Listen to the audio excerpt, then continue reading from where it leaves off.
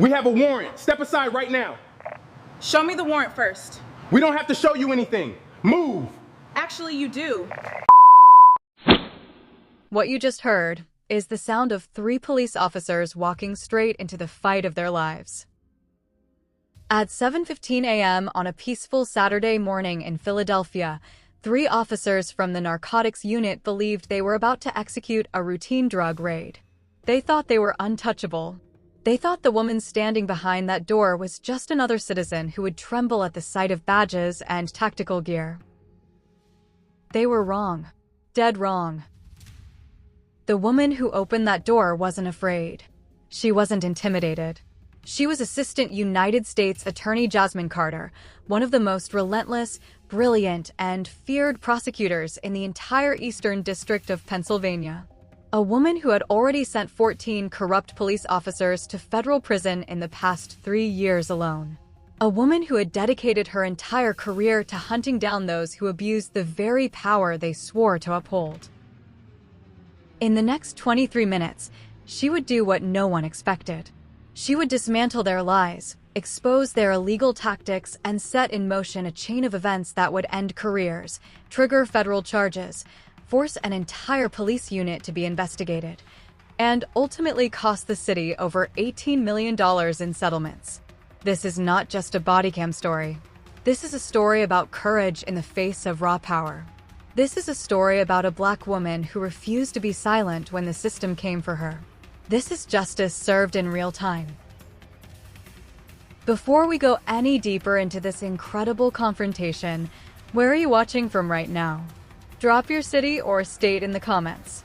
And if you haven't already, hit that subscribe button and turn on notifications, because stories like this are why this channel exists. Jasmine Carter's journey to that doorway began long before that Saturday morning. She grew up in the heart of North Philadelphia, where the sound of police sirens was as familiar as the morning birds. She watched her father, a hard-working mechanic who never broke a single law, get pulled over again and again, simply for the crime of driving while Black. She saw the humiliation in his eyes, the way he kept his hands visible on the steering wheel, the forced politeness in his voice as officers treated him like a suspect in his own neighborhood. Those repeated traumas carved something deep inside her, a burning determination that no one should ever have to feel powerless against those who wear the badge. That fire never faded. It fueled her through Stanford Law School, where she graduated with honors. It pushed her to clerk for a federal appellate judge who specialized in constitutional protections. And when 6-figure offers from big law firms came calling, she turned every single one down. She chose instead to join the U.S. Attorney's Office at a fraction of the salary because she wanted to be on the front lines, prosecuting the very people who abuse their authority. She joined the Public Corruption Unit and made police misconduct her personal mission. Illegal searches, evidence planting, excessive force, false testimony, civil rights violations. The cases that made other prosecutors nervous were the ones Jasmine Carter took without hesitation. In just 3 short years, she had built a record that sent shivers through police unions. Over 200 years of combined prison sentences for officers who once believed they were above the law. An 87% conviction rate in cases most lawyers considered nearly impossible to win. She had testified before Congress. She had written law review articles that changed how federal courts viewed qualified immunity. Defense attorneys dreaded facing her in the courtroom. Internal affairs officers both feared and respected her because when Jasmine Carter opened an investigation, careers ended and prison doors closed. But what made her truly terrifying to corrupt officers wasn't just her legal brilliance. It was her unmatched preparation. She had spent hundreds of hours riding along with patrol officers, studying their tactics, learning their culture, reviewing thousands of police reports and bodycam videos. She could spot a falsified warrant application from a single sentence. She knew exactly how officers sometimes exaggerated facts, invented informants, or rushed warrant applications on Friday afternoons when judges were eager to go home. She had become the nightmare they never saw coming. And on that ordinary Saturday morning, 3 officers from the Philadelphia Police Department's narcotics unit were about to walk directly into that nightmare. Jasmine lived in a beautifully converted warehouse loft in a neighborhood that was slowly gentrifying. She loved the open space and the short drive to the federal courthouse. The building had 2 units. She occupied the upstairs loft. The downstairs unit was rented by a quiet, hard-working graphic designer named James Torres. James kept to himself, paid his rent on time, and had no criminal record whatsoever. What Jasmine didn't know was that James had an older brother, Carlos, who had gotten involved in drug dealing. The narcotics unit had been watching Carlos for months. They had seen him visit the building once, just once, and leave with a gym bag. That single observation was all they needed to justify writing up a warrant. They had no solid evidence, no reliable informant, no actual proof of drugs in the building. But instead of doing the work, they chose the easier path so many officers had taken before them. They filled the warrant application with exaggerations, fabricated details, and assumptions presented as facts. They claimed multiple controlled buys that never happened. They invented a confidential informant who didn't exist. They requested a warrant for the entire building even though they had suspicion about only 1 unit. They submitted it on a Friday afternoon. The judge, rushed and trusting, signed it without careful scrutiny. At 7:15 a.m. the next morning, officers Derek Mullins, Chris Santos, and Rebecca Walsh arrived in full tactical gear, ready to kick in doors and make arrests. Jasmine had just returned from her morning run. She was wearing sweatpants and a simple t-shirt, her hair still damp, coffee brewing on the counter. The loud, aggressive pounding on her door startled her. She walked over, left the chain on, and opened the door just enough to see 3 officers in tactical vests. The lead officer, Derek Mullins, immediately demanded she step aside. That brief, tense exchange you heard at the beginning of this video was all it took for Jasmine to realize exactly what was happening. She stayed calm, professional, unshakable. She asked to see the warrant. Mullins tried to bully her with the classic line, "We don't have to show you anything." Jasmine immediately corrected him, citing the 4th Amendment with the precision of someone who had argued these exact issues in federal court. Mullins escalated. He accused her of interfering with a police investigation, a crime. Jasmine responded coolly that conducting a search without properly presenting a warrant was a constitutional violation. Then she asked again, firmly but professionally, to see the warrant. Mullins finally pulled out the folded document and held it up. Jasmine insisted he slide it under the door so she could read it properly. After a long hesitation, he did. For the next 2 full minutes, Jasmine stood there in the hallway and read every single line of that warrant with laser focus. The officers waited in uncomfortable silence. When she finally looked up, her expression had transformed from calm professionalism to something much more dangerous, the look of a prosecutor who had just found evidence of a crime. She opened the door fully, stepped into the hallway still holding the warrant, and began asking questions that made Mullins' face drain of color. She asked for the identity of the confidential informant. She asked for specific dates, times, and amounts of the alleged controlled buys. She asked why the warrant authorized a search of both units when they had information about only one. She asked if the magistrate judge who signed it was Judge Patricia Morrison, a judge Jasmine knew personally and respected deeply. Then she delivered the final blow. She asked if he was the same Derek Mullins who had already been investigated twice by Internal Affairs for questionable warrant practices.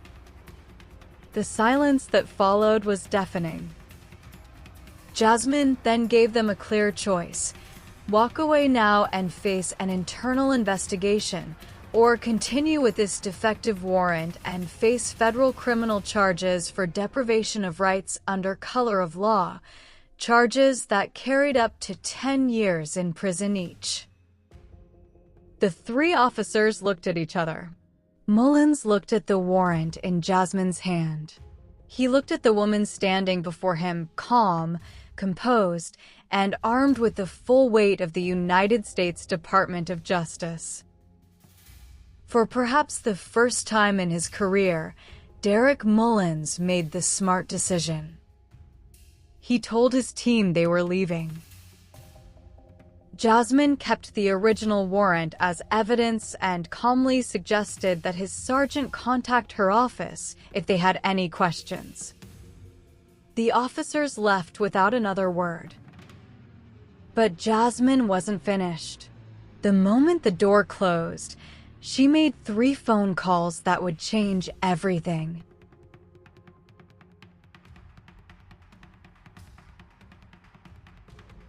First, her supervisor at the U.S. Attorney's Office. Then, the FBI's Public Corruption Task Force. Then, Internal Affairs at the Philadelphia Police Department. By 8 a.m. that same morning, 3 separate investigations were already underway. What followed was nothing short of a reckoning. By Monday morning, Derek Mullins was placed on administrative leave. Federal agents began pulling and reviewing every warrant application he had written in the past 2 years. By Wednesday, the FBI had interviewed Judge Patricia Morrison, who was furious when she learned how her signature had been obtained through deliberate misrepresentations. She provided a detailed statement that devastated Mullins' credibility. By Friday, Derek Mullins was arrested on federal charges, 2 counts of deprivation of rights under color of law, and 1 count of perjury in a warrant application. Chris Santos and Rebecca Walsh were suspended and later resigned before the investigation could reach them. But the case was only beginning. Federal agents expanded the investigation to the entire narcotics unit. They discovered a disturbing pattern of sloppy, exaggerated, and sometimes outright fraudulent warrant applications, 27 in total over the past 3 years. Jasmine was assigned to lead the broader prosecution. She recused herself from being a witness in her own incident, but poured every ounce of her skill into exposing the systemic misconduct. The trial against Derek Mullins was a masterclass in courtroom dominance. Over 3 grueling weeks, Jasmine systematically dismantled his defense. She showed the jury how he had used nearly identical language in multiple warrants to describe non-existent informants. She proved the pattern of targeting Black and Latino neighborhoods. She brought in expert witnesses who explained exactly how his actions had corrupted the judicial process and violated the constitutional rights of countless citizens. The jury deliberated for only 6 hours before returning guilty verdicts on all counts. Derek Mullins was sentenced to 8 years in federal prison. His conviction made national headlines. The U.S. attorney held a press conference and specifically mentioned that the case had begun because one of her own prosecutors had been personally targeted while simply standing in her own home. 3 more officers from the unit were later charged. 8 others were fired. The unit's supervisor pleaded guilty to conspiracy to violate civil rights and received 5 years in prison.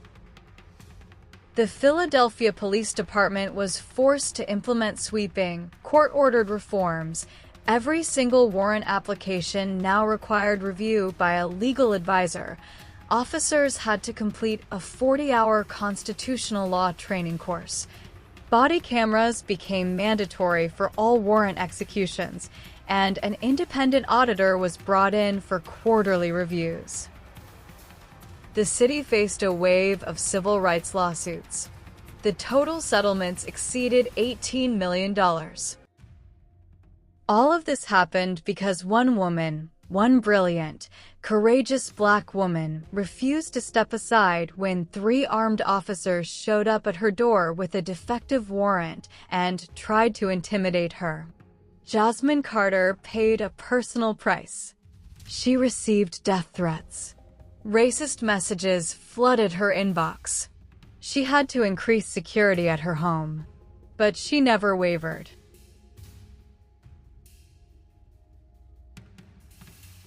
She continues her work today with even greater passion. She has prosecuted 23 additional officers since this incident. She now trains FBI agents and lectures at law schools across the country about holding law enforcement accountable. She still lives in that same warehouse loft. The downstairs unit is now occupied by a teacher. Jasmine personally made sure her new neighbor knew the full story of what happened that morning. Derek Mullins is currently serving his 8-year sentence. His career is over. His pension is forfeited. His name is forever linked to one of the biggest police corruption scandals in recent Philadelphia history. This story is so much bigger than one prosecutor and one defective warrant. It is about the power of knowledge. It is about the courage it takes to stand your ground when the system itself comes knocking. It is about what happens when a black woman who has spent her life fighting for justice refuses to be silenced in her own home. It is a powerful reminder that rights only exist when someone is willing to defend them.